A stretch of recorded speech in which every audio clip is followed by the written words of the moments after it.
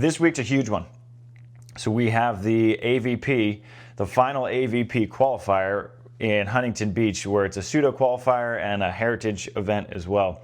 And so again, I'm just going to give you guys a reminder how this has worked. You got 3 events all in Huntington Beach. You had the first qualifier 4 weeks ago on April 12th weekend. Then you had the second qualifier, that was 2 weeks ago, April 26th, and now you have the heritage event in Huntington Beach.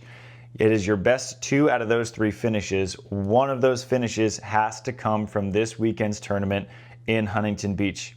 And so you got Jaden Whitmarsh and Devon Newberry. They're sitting on a second, technically tied with Abby Van Winkle and Savvy Semo in the driver's seat for points. But they're in a tough spot because they are in the qualifier. So now they have to go out of a single elimination qualifier, come in, play a top seed in what is a single elimination heritage event, and you need probably at least a 5th to put yourself in contention to get that one of the 2 league spots left available. So you have 6 spots of the league sealed up. You got 2 spots available the teams are fighting for this weekend.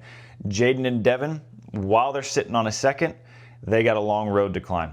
Savvy Semo, Abby Van Winkle, they're sitting in the driver's seat. As far as points go, they're also sitting on a second. But nipping at their heels, you got a lady named Kelly Cheng and Molly Shaw. They're sitting on a 3rd.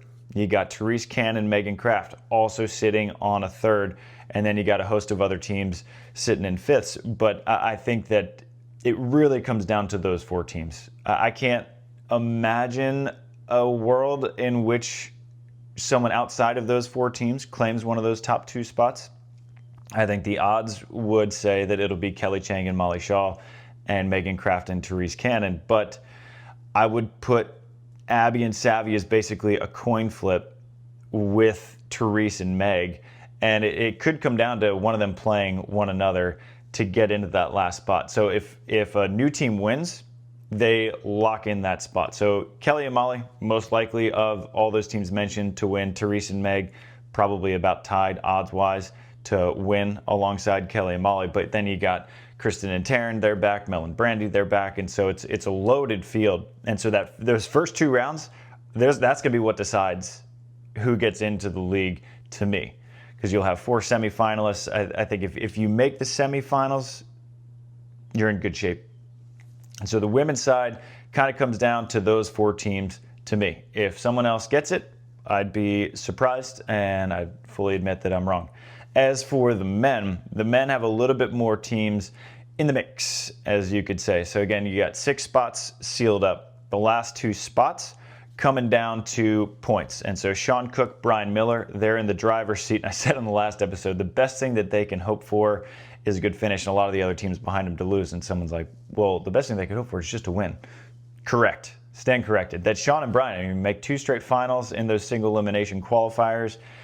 You could do it again and win the whole dang thing, but you got to navigate now teams who are back that weren't playing in those qualifiers. So Andy Benish, Miles Partain, they're in it. You got Chase Budinger, Miles Evans, they're in it. You got Taylor Crabb and my favorite team, Billy Allen, they're in it. I'm guessing Taylor Sanders still in Indonesia, filling out his indoor contract there. And so Tay and Billy coming off a big Santa Cruz CBVA win, coming in hot into this AVP qualifier.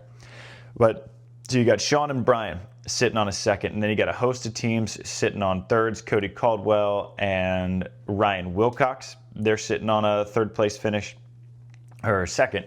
Actually, let me bring up the standings. I want to make sure I get everything right here.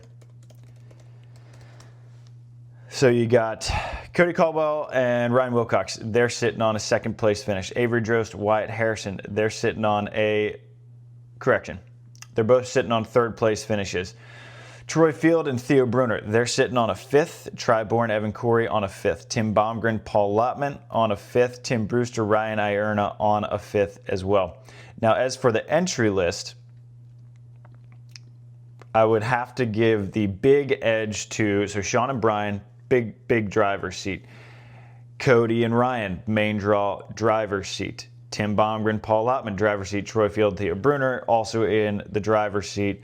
Tri and Evan, they're in there. So Ryan and Tim, similar spot as Jaden and Devon, but worse because they have to come out of the qualifier and then they have to have a huge finish for that. Meanwhile, all the other teams, all those in fifth, like Ryan and Cody are actually seated ahead of Evan and Tri, and seated ahead of Brian and Sean, and seated ahead of Avery and Wyatt. And so it's going to be like big theater. That first round is going to knock a lot of teams out of the AVP League, and that second round is pretty much going to seal a lot of teams in the AVP League. So it's funny that the round of 16 and quarterfinals are going to be the two most intense rounds that you're going to see on the AVP. No one is quite out of it yet. And so that's where we stand for the AVP. And then the league will start up a couple weeks after the Huntington Beach Heritage event this weekend.